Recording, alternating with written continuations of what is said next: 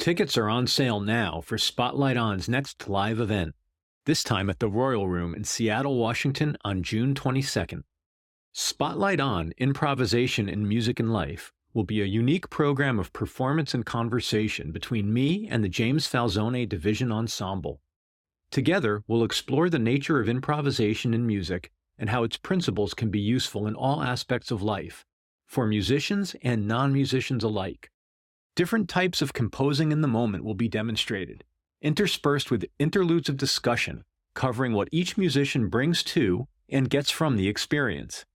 In the Q&A session, audience members will become participants and access a rare opportunity to gain deeper insight into the art and science of improvisation. For tickets and other information, visit theroyalroomseattle.com. For those of you who cannot join us in person, we'd still welcome and appreciate your support in the form of a ticket purchase. If you can, please do. It would mean the world to us and to this important independent venue. Thanks.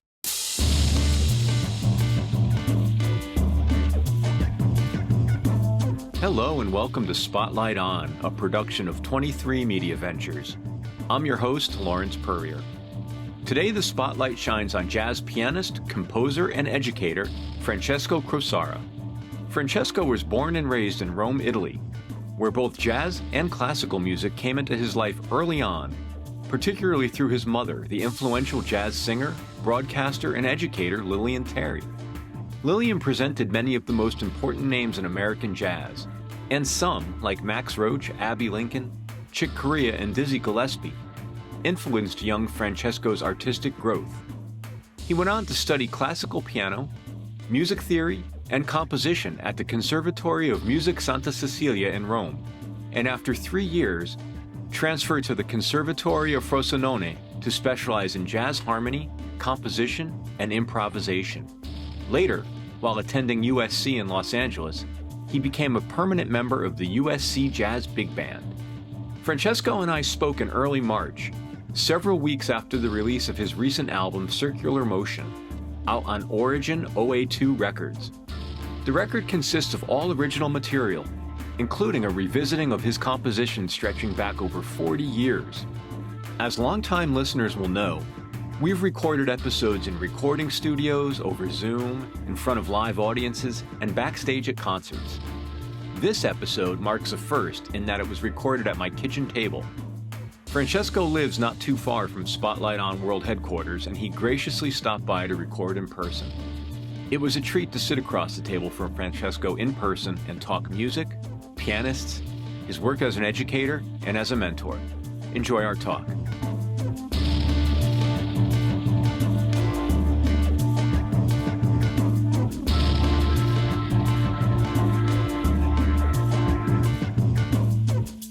I wanted to ask you, since you moved to the Seattle area, how have you found the scene and how have you found the opportunities?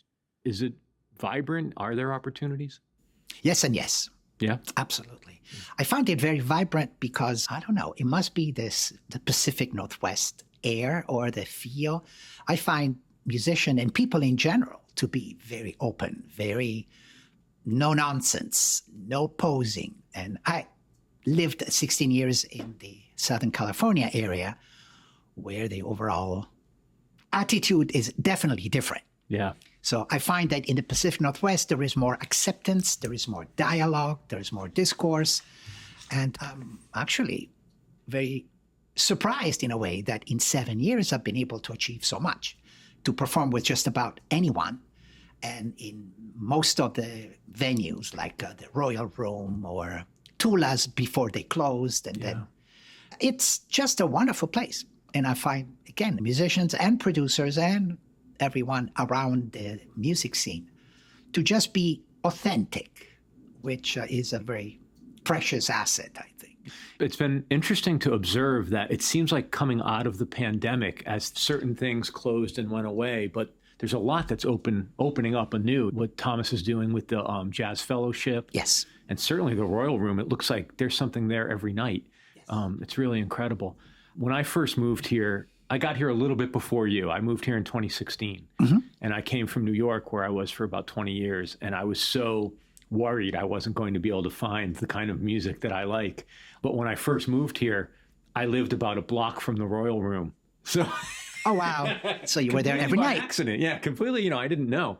It was wonderful. And I remember seeing Wayne throughout the late 80s and 90s in New York. So it was very nice to step into that environment. And find him again over here. Yeah. And doing something that was so needed and so important.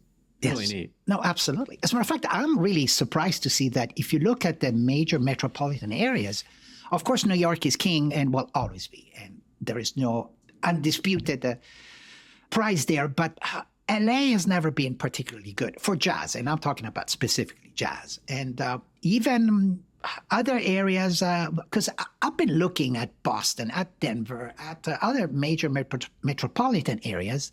But honestly, jazz is not really well served. Yeah. And somehow Seattle is just great.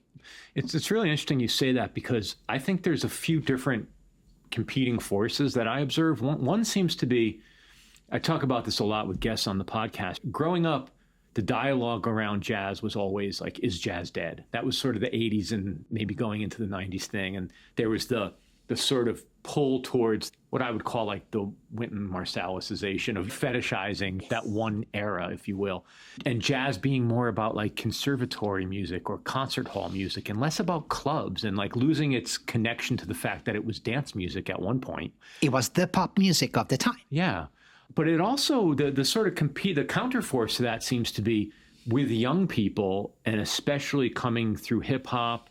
And we talk to a lot of people here in the electronic music space who are more and more incorporating jazz elements into the music. So for me, I find that very exciting. Like, it's great to see jazz part of almost a pop or even an underground rock dialogue again.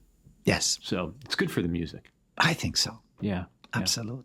There's so much to get into with you, but it would be hard to talk to you and not ask you a little bit about your early life and your early exposure to the music. Can you go there a little bit? Tell me about how it all started. Yes, it started, and this might seem strange, but basically, my mother always told me that she kept on performing because she was a quite well regarded vocalist in Italy. I'm from Italy originally, born and raised. And so she always said that she kept on performing up to the 5th month of pregnancy. So she said, my son, you have been on the stage even before you were born. You were destined to have music in your blood, in your veins, and in your overall being, which is true. Because basically, when I was born and then was raised in Rome, she was listening to Miles Davis and basically all of the greats while I was 1-year-old playing with a doggy and just having a great time and assimilating all of that. Yeah. So that was really early, obviously. Then as I grew up, she made sure that basically I found my own way and never imposed anything. As a matter of fact, out of rebellion, when I turned 10 years old, and that was a perfect time to entertain and maybe joining the conservatory, which I did, Conservatorio di Santa Cecilia in Roma. Out of rebellion, I just said, I'm going to do classical music. Because this jazz thing that mom does, it's not serious enough. As a 10-year-old, of course, we know best. And so for 3 years, I actually did study piano, classical music, which to this day, I love, obviously, all of the great composers. It's just phenomenal music. But what happened in those 3 years, I discovered an innate talent that I had towards composition. I excelled in harmony, theory, solfeggio, what it was called, and composition itself, while I progressively failed in a way at the piano conservatory style, because obviously I had to learn all of the classical pieces, Mozart, Beethoven, Bach, you name it. I just couldn't stick to the written page. So there was something in me that was pushing me towards the improvisational element of jazz. And so ultimately, my teacher said, you are not cut for piano in general. And I received an F, failed on piano, and I couldn't even do a recital. Whereas my composition teacher was saying, your concepts of music, even though you're a young kid, but you are going to go far with your ability to write put together melodies, harmonies, and basically big things. Don't give it up. Don't give it up. I remember when I was 14, at that point, again, with Mom, we talked about, okay, what do you want to do next? Since piano obviously doesn't seem to be the right thing, do you want to change instrument or what? Do you want to stop conservatory or what? Because at that point I had to enter the official high school in the Italian system. And I really didn't know what to do. I remember that at age 14, she said, okay, I'm going to take you to the jazz club with me. If anything, just to feel better about yourself, because it's not good to be dinged so heavily when I thought that would be the next Arthur Rubinstein or something. So we went to the club, and that was truly the turning point, because at that point I saw, first of all, this amazing atmosphere, camaraderie, the musicians being happy, playing. They obviously regarded her with high esteem due to her stature in the overall Italian music scene. And so I saw, wow, these people are really cool. And this music sounds really fun. And I had come out of a very stuffy environment that was very stern. And suddenly I discovered not just the music, but the feel, the joie de vivre, right? If you will. And so at that point, that was my turning point. At age 14, at that point, I said, okay, you know what? I'm sticking to piano. I love the instrument. It's the most complete instrument, 88 keys of wonder, basically. That classical will remain within me, but I need to discover what this jazz is all about. Yeah. And so at that point, I transferred to another conservatory outside of Rome, in Frosinone, which is an hour away, where Mom's pianist was teaching specifically jazz courses. Was that rare at the time to have a conservatory with a jazz program? Yes. Yeah. In the 70s. We're talking 1974. So at the time, Italy was very rigid. After all, you think about Italian music, of course, opera, Verdi, Puccini, all of the greats. And jazz was at the beginning, basically, of its popularity. Sure. In Italy, more so in Italy than Europe, because actually, if you think about Paris, oh man, jazz had been very popular forever, since the 40s and before. Scandinavian countries have always been at the forefront, but the Latin countries not so much at the time. But so anyway, those were the early days where after doing additional couple of years at Frosinone and therefore learning more about combo, jazz, playing together, arranging, and all of that good stuff, at that point I was hooked. And so I made it basically my artistic calling. However, the story is not over there because my dad, who was very much of a businessman, so he gave me the opportunity to study abroad after high school. So basically do college abroad. So we were talking about potentially coming to the United States, which was really exciting for an Italian kid. Oh my goodness, let's go, let's do it.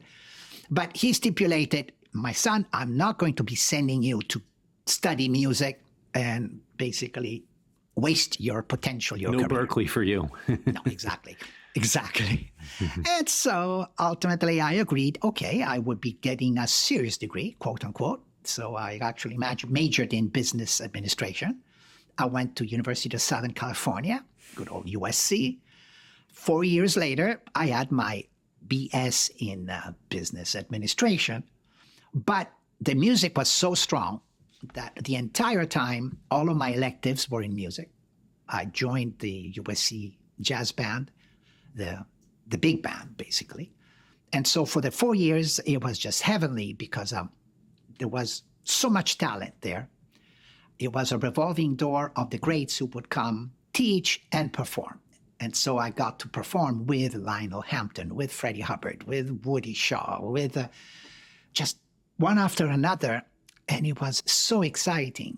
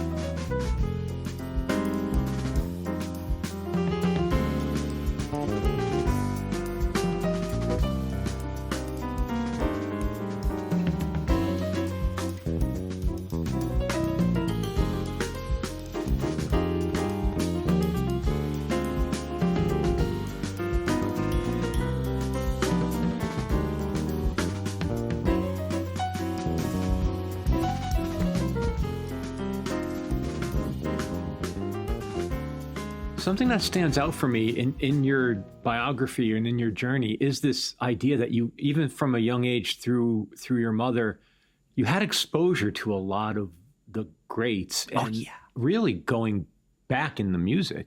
It was clear your mother knew Louis Armstrong, but did you meet him? No, I did not meet him. She did meet him. The ones that we were very close to. Because the idea that Italians are always so expansive and so joyful and boisterous, and it is really true, actually. So Mom, who also had a career in broadcasting, production, she promoted concerts, and then ultimately got into education. She actually would bring in the greats, Dizzy Gillespie, Duke Ellington, and she had a long-time relationship with Ray Charles and Max Roach and Abbey Lincoln. That was when I was really young. And I got to see these as human beings coming over, having dinner at the house, and basically having a great time. I really developed a personal relationship myself with Dizzy, for example. Not even understanding who Dizzy Gillespie was, what he represented in the history of jazz. To me, he was Uncle Diz, funny, just out of control in a way. I mean, just the most incredible person. Another big friend and mentor for me was Chick Corea. Yeah. And Chick is, to this day, my biggest focus point in terms of composition, of his technique, his concepts of music. Not the Scientology part, but certainly his overall communication and the way that he dealt with the audience on stage, off stage. Did he ever directly drop knowledge on you? Did he give you words of wisdom, or did he sit down and show you a thing that helped you get unblocked at the keyboard, or was it more of an indirect mentorship? With Chick was more indirect, yes. And I have some letters that we exchanged way before internet existed. He was that kind of type that actually would write a letter to a fan. For example, I remember asking him, Chick, what is the formula to be successful in the jazz world or in music in general? Is there a particular formula, or what is it that you do that makes you basically the legend that you are? And he was no nonsense, and he would say, well, it's really simple. Record an album with a band, take the band on the road to promote the album, and then keep on doing it, and then rinse and repeat with the next one, and the next one, and the next one. And if you think about it, wow, Chick's discography is legendary. He decided to do whatever he wanted to do, and he would go on the road, and he would do whatever he would do, and then would do it again, and again, and again, in a very linear, in a very sort of no-nonsense way. I don't know how much I learned from that, but I realized that, certainly makes it sound easy. Yeah, just go out and do it. Just go out and do it. Exactly. Yeah. Record the album, get the band, take the band on the road, and then when you're done, go on with the next cycle. Yeah, yeah. Instead, Dizzy, he taught me about the importance of the flat five. So basically, in the seventh chord, you have the seventh with the minor, the half diminished, basically. And you can hear it in Night in Tunisia. I mean, there is that passage where the flat five was the key chord that both he and Bird perfected more than ever, because before then, jazz was more into typical sevenths and maybe nines, or all of the complexity came with bebop, harmonically speaking. And Dizzy was great on piano, by the way. He would teach me things on the piano, which always freaked me out because, wow, Diz. And Max Roach was also a great pianist. It's interesting you say that. There's every once in a while you'll come across a photo of a jazz great known for a specific instrument. Yes. You'll see them sitting at the piano, and you realize, wow, so many people, first of all, their first instrument as a child was the piano, or they compose on the piano. Yes, absolutely. Yeah. And Dizzy did that for sure, because he needed to have basically the full spectrum in front of him, as opposed to with the trumpet. I guess you can do it, but there's nothing like being able to verify your harmonies and your structure. Well, the other thing that strikes me when you tell that story about Dizzy is I wanted to ask you about coming from, if I can say it this way, like the European conservatory foundation that you had. Yeah. How did you find your blues to get it into the music, right? Because in my mind, you can't have jazz without some blues in it. And I don't mean an emotional blues. I mean, maybe that's an aspect of it, but how do you find that part of the music? How do you find the soul to make it your own?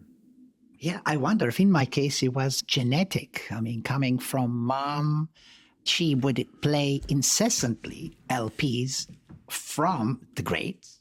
I mentioned Miles when I was 1 year old, so that had to be kind of blue, probably. So basically, in my specific case, even though I was studying classical, but at home, what was being played was all of the blues, the feel. Yeah. Understanding, just assimilating syncopation, assimilating everything that is antithetic to the classical, which tends to be very structured.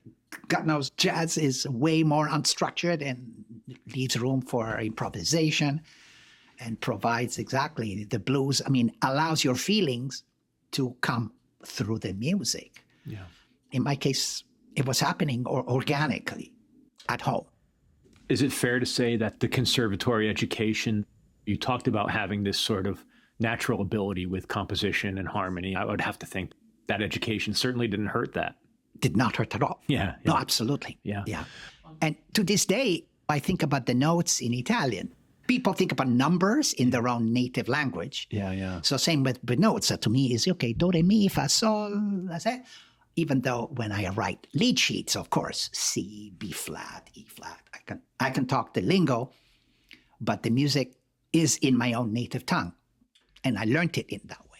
One other question about your mom. Would there be an American analog to her? I was thinking the closest I could come up with would maybe Marion McPartland, someone who was an artist as well as a journalist and interviewer. But was she more popular because she was on television, your mom?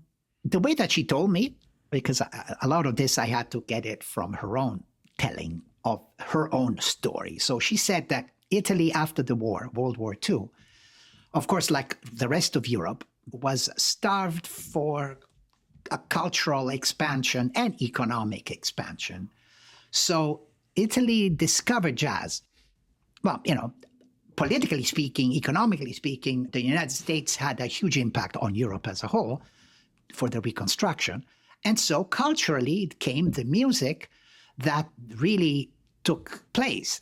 And so Mom, what she told me, always said that she was one of the very first singers, along with her friends, musicians, who embraced this new music and brought it to the forefront.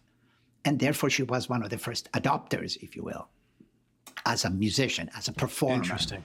And so, obviously, the Italian Rai, radio and TV, they looked at her and her cohorts as of the original Italian jazz people. And then from there, she got radio programs and TV programs. And so she would interview. You probably would enjoy this. I have about 40 or 50 audio interviews that I have transferred to digital from reel to reel. Wow. Of Mom interviewing during her trips. And she would go to New York. She would go to Juan Lepin in France, basically to all of the festivals, interviewing Dizzy and Duke and Ray, many of Ray, and Woody Herman and Freddie Hubbard and Jim Hall. I mean, wow. You hear their voices. Being as cheeky as she was, and I learned a bit from her, she would ask them questions that were uncomfortable, that were personal, that were strong. Asking Ray Charles, tell me about racism in America, how that has impacted you. Talk about racism straight on interviews. It was very daring and very enlightening. And what's amazing is that all of the musicians, her friends basically, they felt very much at ease. And therefore, in these interviews, you could hear them talking in a matter of fact in terms of what is going on. What an important archive. Do you have a sense of what you might do, how you'll use them, or is it just for your family? Or I'm looking at it. Mother, she passed away last year in June at age 92. But 3 years before, she wrote her memoirs, and her memoirs have been published by the University of Illinois, of all places. She was very proud. It was called Dizzy Duke, Brother Ray, and Friends. She didn't choose the title, but it was nice and it immediately puts in perspective. So that book had a lot of the stories that are in these recordings, and so you can actually read them. She then wrote a sequel to the book, which is unpublished yet, so I'm thinking about what to do posthumously. And the recordings, we'll see. I'm thinking about the Library of Congress, potentially, as a donation. You know, I have no desire to make it a commercial venture. But it should be a cultural treasure. Absolutely. Because you hear these people and the things they do, and the things they say are just really fascinating for anyone who loves this music like we do. We'll be back with more Spotlight On right after this break. To go deeper into our episodes, please visit the show notes in your podcast app. Or, to get a fuller unedited experience, go find this episode on spotlightonpodcast.com. There, the notes are packed with links to resources that give you more about the people and topics explored here. And now, back to Spotlight On. Before we jump into the specifics of your music, I wanted to throw a few pianists' names at you, and maybe you could tell me a few words as to like what you got from them or what you think of them or how they impacted and inspired you. Okay. I want to start with Herbie. Yeah. What can you tell me about your sort of musical relationship with Herbie Hancock? Yeah. Personally, I met him once, and therefore nothing there. But musically speaking, Herbie is, wow, he's magical. My favorite albums of Herbie might not be what other people would think. Of course, I love the Miles period and what he did with Ron Carter, with Wayne Shorter, and Tony Williams. I mean, it was just great. But I really love the things that he did with the albums just 10 years ago. Those concoctions where he brought all of those different artists, Possibilities. There you go. One was Possibilities, and then he did yet another one. Then he did the Joni Mitchell River, for which he got the Grammy. So what I really love about Herbie is his ability, innate ability, to bring together the jazz component along with the pop or rock or folk or no matter what, and be able to create an incredible mix. And the result is just extraordinary.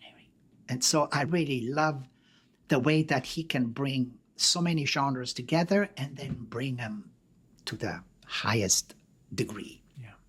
How about Keith Jarrett? Keith.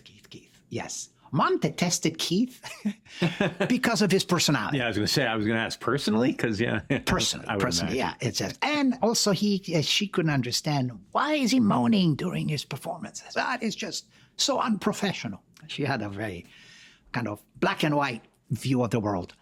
For me, Keith Jarrett, wow, his improvisational ability is bar none. I mean, it's unconstrained by any convention.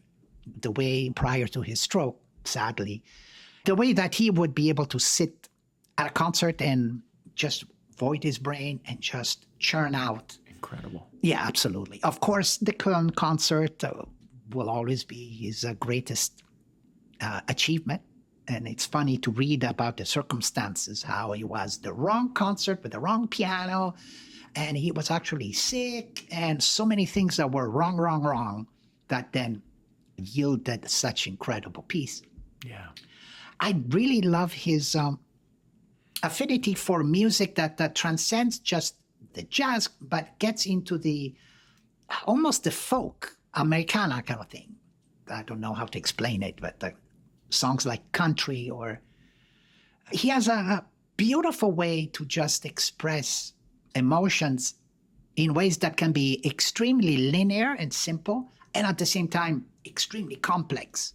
It's interesting you point that out, because I feel like that part of his legacy is not discussed quite as much. I think part of it is the long association with ECM, that European sound. Yes, of course. Yeah, which is wonderful. But yeah, I feel like there's a lot of artists now even who that influence, like Maria Schneider does a lot with, what you were saying, almost like Americana influences in a jazz context. There's definitely that lineage. Yes. There's definitely that lineage. And in my new album, at least 2 of my songs have a Keith imprint. The Circular Motion and then Passion. And the beauty of having just some simple triads, you hear this major or minor without any alterations. And then the way that he can surprise you by adding the movement, country, that's such an incredible song because it is so simple. And you would think, okay, this is a classical piece. But then it turns and it becomes richer. And it's just, wow. Yeah. One more, McCoy Tyner. McCoy, yes. He was a really good friend of mine. I got to meet him as well. McCoy, percussive galore. His block chords, the way that he really would dominate the piano. That left hand. Exactly. But the right, too. I mean, the speed and the precision. Oh, yes, absolutely. I almost would say that Coltrane would not be Coltrane without the McCoy and the Elvin Jones component. I talk about this a fair bit with guests on this podcast because McCoy is sort of my musical guy. I always found it interesting about him that in the generation he came up in, he never went electric at all. And his innovations seem to have always been around composition, but arrangement as well. I always wanted to talk to him about it. And towards the end of his life, I had the opportunity to talk to him. I sort of used to obsessively go see him in New York. He didn't seem like he was in the right place to have that kind of a substantial conversation. I guess there's no other way to say it. So I didn't want to. It was a case of like, don't meet your hero. And it just didn't seem fair to ask him to be that in-depth about things. But yeah, that's true. I'm so curious about that. You said it earlier, the piano is almost limitless and it's this expansive world, but it is so fascinating. He just never went there. Yeah. And Keith Jarrett regretted the early days with Miles, where Miles said, you're going to play that Rhodes. After that, I don't think there is any evidence of Keith ever touching an electric keyboard again. Yeah. Which he despised. Versus Chick, oh man. Yeah, exactly. Did he embrace electronics in ways that were just wow. And Herbie, obviously. Him and Herbie, yeah. That's another thing that I love about Chick and Herbie is the fact that there are no limits. So acoustic is great, but the electric has a place. So let's pivot then to your work. When did an electronic instrument first become part of your palette? It was, actually, I remember the year. It was, again, 1974. And that's because one of our guests, home guests, who became a really good friend, was this Brazilian composer, pianist by the name of Eumir Deodato. And you might remember Deodato was very famous in the 70s. He did this rearrangement of Also Sprach Zarathustra. Yeah. And then he did a lot of basically cool Brazilian rhythms. And he had the electric piano. And I remember that he came to Rome for a big concert. And we went to visit him at his hotel, at the room even. And he had the Rhodes in the hotel room. That obviously had been procured by the production company. And so I saw this thing and I twinkled on it and I thought, oh, this bell-like sound is just so sweet. At that point, I hadn't discovered Chick or Keith or Miles. Certainly not the rock side of Miles. The first was Eumir, but after Eumir opened my eyes to the fact that, oh, the electric piano, that is so cool. That's where I discovered that, wow, talk about electric piano, talk about Rhodes. Well, Chick Corea, Return to Forever. And before that, obviously, the Miles years. Yeah. And so I was completely taken. The first electric that I was able to afford out of my own little savings was an old Wurlitzer. Oh, sure. Didn't quite like the Wurlitzer sound, but okay, I played that. And then finally I got a Rhodes. And I still have a Rhodes at home. Although 120 pounds, I don't take that to gigs. Yeah. Sorry. And there's so many good synthesizers that really do get... The Rhodes sound, I think, has been captured pretty well. Very, very much so. Yeah. But I love it. I love it. What's your acoustic? Do you have an acoustic at home, a piano? Oh, yeah. I have a Yamaha C6. That's a conservatory model, 1 inch shy of 7 feet. Oh, okay. Wow. So 6'11", which makes it conservatory model full grand without going overboard. Chick had a 9-footer, crazy. And to this day, I love the acoustic and I love synthesizer. And that's why for this album, I really wanted to feature both. Although honestly, all of my previous albums, I've always featured both. Yeah, it's interesting. It seems like in some of the material I read in anticipation of our talk, although the synthesizer was present before, it sort of gets spoken of in a way on this album as though, like, I don't know, a little bit more of like an intentional statement about having that color. I don't know. I don't know if I'm articulating it well, but it does stand out as something that was like a point was made that there is, something else that I really enjoyed about the record was the way the tracks were sequenced.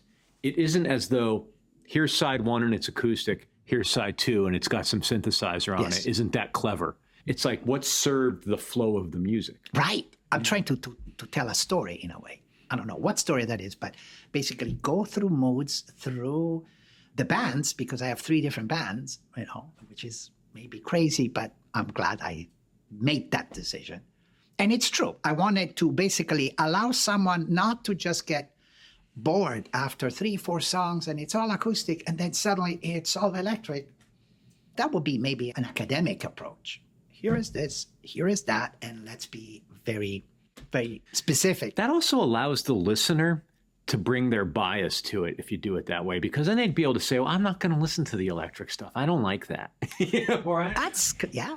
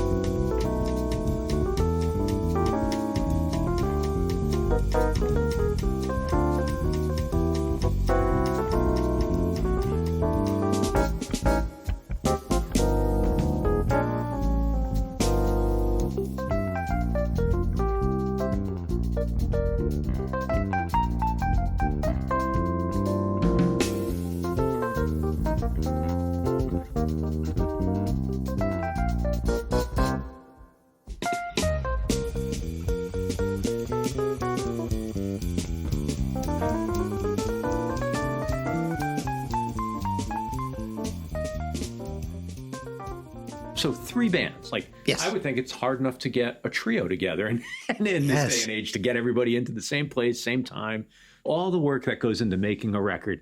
You do that times 3. Where do you find the young cats? At the same place, at the Royal Room, as we were saying.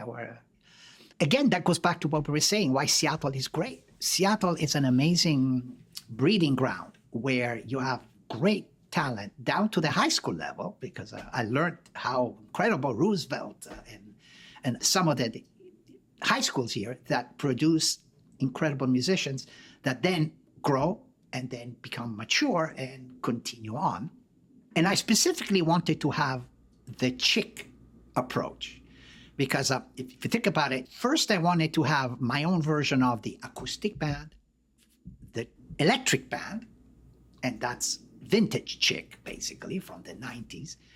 And then I also wanted to have what I call a world band. So world music, because a couple of my songs are more culturally diverse, if you will.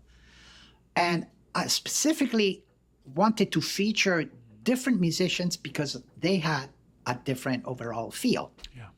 The drummers, let's talk about the drummers. In the acoustic, I chose Mark Ivester. And Mark Ivester, in his 60s, I mean, basically, we are just about the same age, and we have the same overall appreciation of life. We have lived quite a bit already, and therefore our playing is in a particular way. Then, right in the middle, I have Devon Lewis. Mm-hmm. And Devon Lewis is such a tasteful player. I believe he's in his 40s, so you have now that middle age, not quite 20 years later, maybe at the pinnacle of his career, so to speak. And then ultimately, I have Xavier Lecouturier, who I believe was 24 when we recorded, which was a couple of years ago. Again, a completely different age. Therefore, power, great ability, innate ability, if you will. Obviously, experience will tell. And for me, it was so exciting, the idea that I can put now 3 generations of musicians doing my own music, but tailor-making, choosing the songs for those musicians because I knew that they would play them in a particular way. Now, bass-wise, the acoustic band was completed by Clipper Anderson. And Clipper also, same age group. I asked Clipper and Mark, so how long have you known each other? And they said, about since 1981. So they are buds that go way, way back. And it shows the way that they gel together, which is so beautiful. Then instead, in the center, my electric band, I wanted an amazing electric bass player. And to me, if you think electric, there's only Jaco Pastorius, basically, at least that my own feel. Even though, of course, you could say, what about Stanley? Well, I did have the Stanley element, too. For Jaco, I chose Farko Dosumov, and Farko Dosumov has that innate ability to play the bass almost like a guitar with all sorts of embellishments and melodic all fluid. of those harmonics that just bring back memories of Jaco. And then in the world, I have my own good friend, Osama Afifi. And Osama is not in his 20s. To be honest, he's actually more in his 50s. But he has that slapping bass that is more Stanley-oriented, Stanley Clarke, I mean. And so ultimately, I tailored the music and the arrangement to the musicians. Oh, okay. I was going to ask you that. That's something I learned in my early days. And let me ask you, did you ever play around with having the different trios play the other compositions, or was it the acoustic trio, those 2 sidemen for you, played only the acoustic pieces, or do you have versions of the other configurations playing all the pieces? Yeah. In the recording, it is what it is. We played that and only that. In live situations, the economics of it is obviously you cannot show up at a venue with 3 rhythm sections because people would think I'm crazy, and obviously economically it makes no sense. So absolutely, when I perform, depending on who comes, sometimes I actually blend them in between. I've done gigs with Mark Hevester and Farko Dosumov. That's fun. That sounds like it would be interesting and neat. Absolutely. Yeah. Which means that they all play everything in a live situation. But then when it comes to a studio situation, then I have to think what serves best the material. In that case, I have no doubts that exactly that band playing that material is absolutely perfect. You know, if I think, for example, the very first song is called Preludio Flamenco. That one has a very flamenco feel, by definition, which does not really lend itself to acoustic bass. Sure, you can be very virtuoso on acoustic, but the flamenco, you almost want to hear that guitar that strums. You want that Paco de Lucia, at least in your mind. And that's where it was obvious that I needed an electric player, electric bass. And therefore, I would not have asked Clipper to play Preludio Flamenco, even though he does play it when we are in a live situation, but not in the album. What prompted you to revisit your sort of catalog of compositions? Yes, the circular motion. Yeah, as a matter of fact, I called it circular motion because in my mind I was saying it's the circle of my own composing life. The very last song is called Saravá. That song is a Brazilian tune, in a way, that I wrote at age 21. Wow. And at that time, yeah, it was fun. It had exactly the same, but it was a little bit simple. It didn't have any obligato parts. It didn't have a lot of complexity. It was just AABA in the form, and it had a little clever finale, and it was mostly jam and have a good time. But, as we age, all of the greats, and to me, one of the greats of all people is Sting. If you think about Sting, the way that he has taken some of his timeless songs, like a Roxanne or Fragile, etc., and then he rearranges it thanks also to amazing jazz musicians who back him up. Chick did the same. He wrote Spain, and yet he wasn't happy with it. And then he did the Spain rearrangement that the acoustic band recorded in 91, which is completely different. And so that gave me the license to think that a song is not supposed to be static. Composition can and should be revisited. Think about Herbie, for example. His original version of, was it Chameleon? That changed completely. Or Watermelon Man. Yeah. So the recording is a snapshot. It's not the ultimate. It doesn't have to be the final say. Yes. That's exactly the point. And that's why nowadays I take my old songs and rather than scoff at them looking at, that's juvenile work, I actually think there is something. However, the way that it was done as me 40 years ago, honestly, I'm not that person anymore. And so I take it, I preserve the feel, what it was meant to be, but then I embellished it and create all sorts of little tricks, obligato parts. And one thing you might notice is that I have a mania, in a way, and I'm calling it a mania, to take a song and just turn it into a suite. What is a suite? It's typically 3 movements, like a sonata that has beginning part, and then it has the middle part that typically is a nice ballad or something, and then it resolves itself in the 3rd movement. And so a song can turn into a 15-minute extravaganza. If I think about my current album, that exact rendition happens in Julia's Tango, happens in Sarava, as I was mentioning, happens in Kurama. I love Kurama. Yeah, isn't that something? Yeah. Where suddenly it just dissipates into just this piano, this kind of, da, and then it comes back again. I like to surprise the audience. If they're listening, they think the piece is done, and yet there's 2nd movement. Yeah.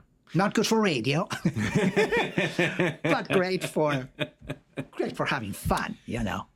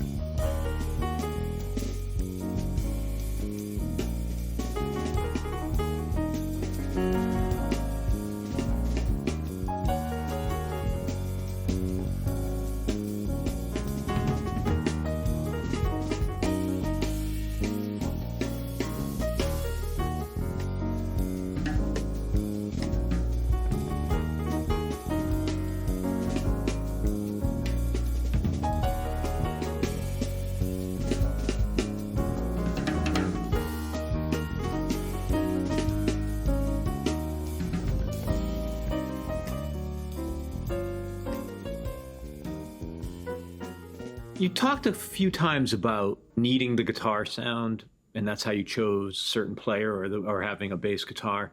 But you seem to be incredibly committed to the piano trio format. Like, why not just get a guitar player? Is it because you want to explore the trio? For this album, yes. Yeah. Absolutely. When I do live performances, I am very keen on changing the format almost all the time. Maybe I'm going back to my mentor, Chick. Whenever Chick Corea would appear, you always would wonder, what is he going to do?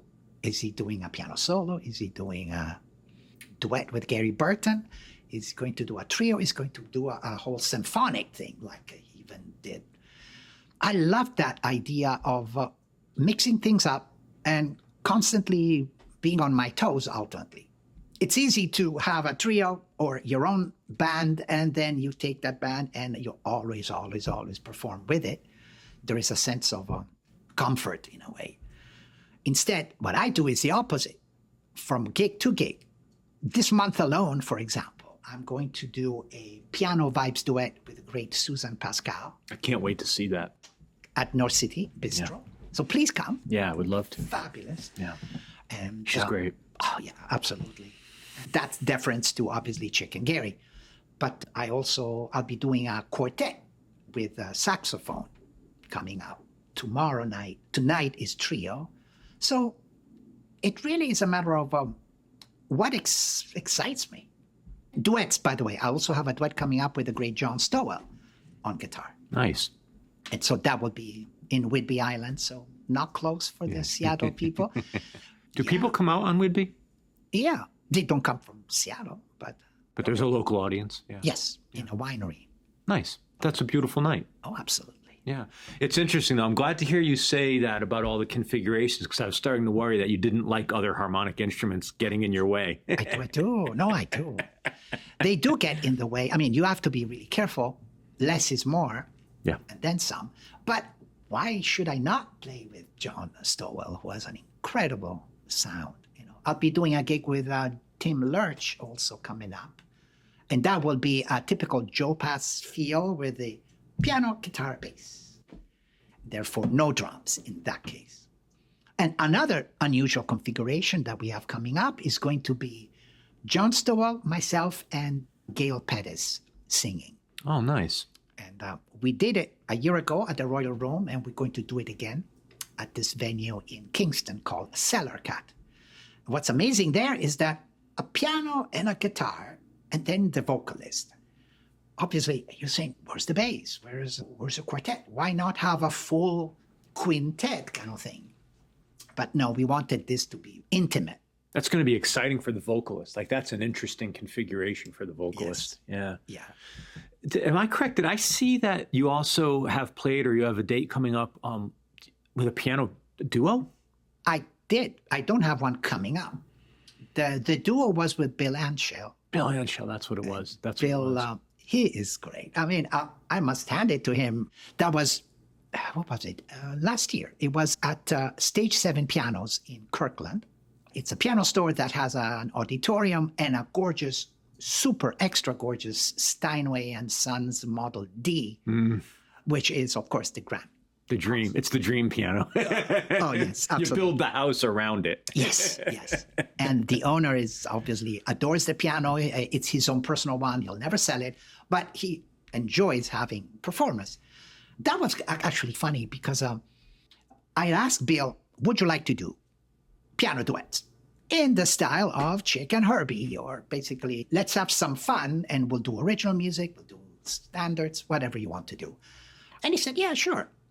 I like Bill's attitude, which is, yeah, can do. Why not? Let's just do it.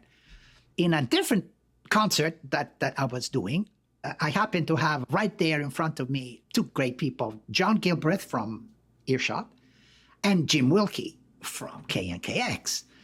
And so there you go. I was very excited, and I mentioned to both of them and to Jim, saying, wow, I have this piano duet coming up, which is difficult to do. It's not usually done. Venues typically don't have two pianos, so you can only do it in very specific circumstances.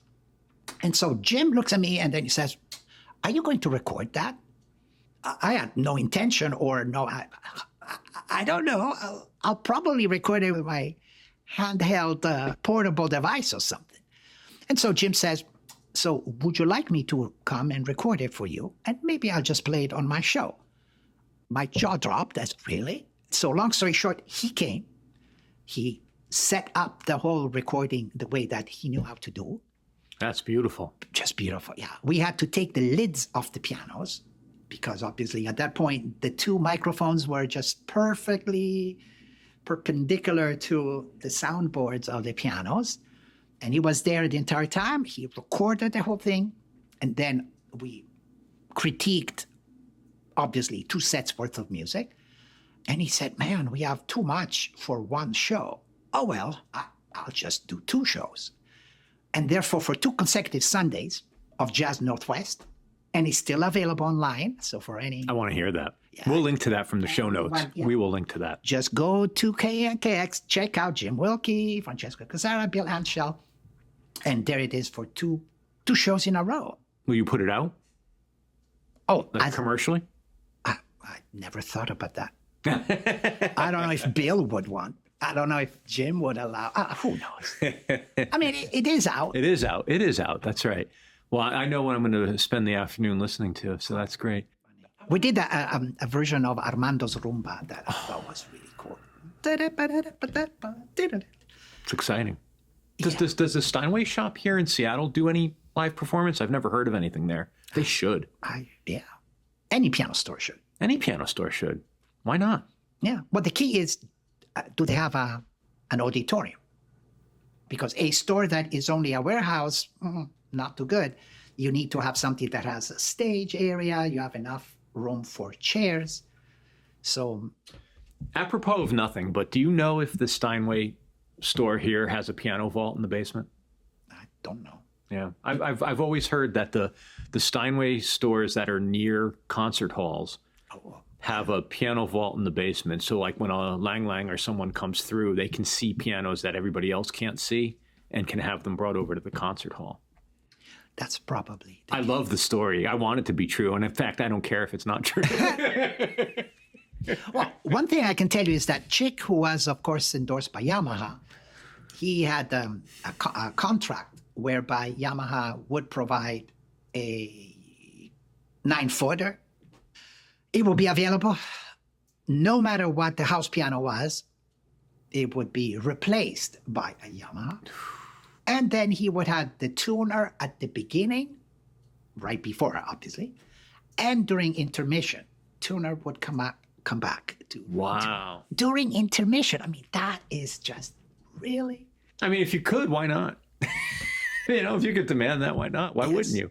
And he had Bernie Kirsch, his loyal recording engineer, always record. He would come in at the front of house and basically record because you never know. So just imagine if all of the recordings that Chick ever did were to be all released. I mean, you would have so many more Grammy Awards coming up posthumously. Even if out of any given night there were 10 minutes of magic or a passage, like, there were moments of every night that are worth hearing. Yeah. That's amazing.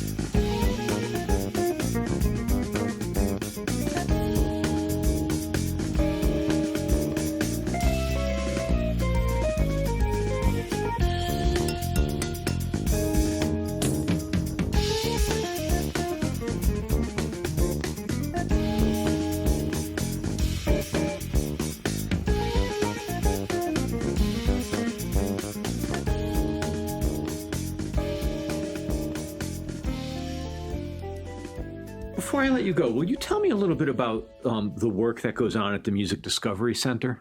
Oh, yes. Yes. Thank you. Okay, Music Discovery Center, or MDC, is a nonprofit organization, and it's based in the West Sound. For listeners who are not used to Seattle, basically, we're talking about across the Sound, across the water, and that encompasses basically the Kitsap Peninsula, a little bit Bainbridge Island as well. And so this organization that I'm very proud to be part of is three different things, basically. There is the education component. So we want to be able to provide music instruction to students and especially to the ones who can least afford it. And therefore, we have done instrument drives, instrument donations, and also pairing students with teachers, with tutors, and also aligning with the schools so that then they can help us identify those students who are the most needy to have an instrument and then, as a result, be able to continue and then grow. So that's one pillar. The other pillar is community outreach. And so with that one, basically, we want to be able to develop more music opportunity in the West Sound because the Seattle area is well served. Of course, there is plenty of great associations. But in the West Sound, in the Bremerton, Silverdale, and basically that side, there's not an equivalent amount of opportunities. We are now getting involved in putting together concerts. A big one coming up will be Make Music Day on June 21st. And that's an international event that happens all over the world on that day. It's already the 5th year of it. But this year, we'll be doing it in a park with basically 8 hours of music. Oh, wonderful. And the beauty of that is amateur musicians and some pros, but it's mostly the amateurs. So giving the opportunity to fledgling students, musicians who want to have the opportunity to be on a stage and play. So it will be free to the audience, free for everyone, and provide the opportunity to perform, which obviously is a big thing. Yeah. And one interesting aspect, not many people know that the great Quincy Jones spent time in Bremerton as a kid. Right. Yeah. And supposedly the legend goes that that is where, as a kid, he touched the first piano in a room where he and his buddies had broken into, or not supposed to be, but he touched the piano and he said, that's when I realized that this would be my path and I would leave youth of ill repute, whatever. Yeah, Quincy was a rough kid. He was hanging out with rough kids. Yeah. Exactly, exactly. There is right now, Bremerton is in the middle of construction now for what's going to be called Quincy Square in downtown. And so this Quincy Square is going to be the hub of the Music Discovery Center. And Quincy has given his name in terms of his blessings.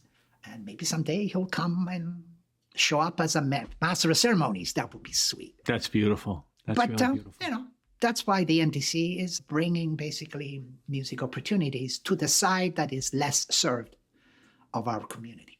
I've come to hold the belief, more so in the last several months, that all of these things around art and music, the activities you're doing with MDC, the activities even as an artist, and sitting here and having conversations like this, I believe these are important, and they're important to support a democratic culture. Like these art without art, like where goes the artist? That's where the society goes. And I think that it's very important to have these platforms and to develop the opportunities for young people, the opportunities to play, the opportunities for audience to know this music exists. Yes. It's like the audience needs to know just as much as the players need opportunity. So, no, that's so true. Yeah. Absolutely. Because ultimately music and then art as well develops, like you're saying, better human beings. It's not about, will I make a career out of it? It's more, am I going to embody something that makes me feel better about myself? There is a healing aspect about music. And as a matter of fact, if you were to ask me, what is the one thing that I want my album to create in the listener, to me is basically a sense of joy and a sense of healing.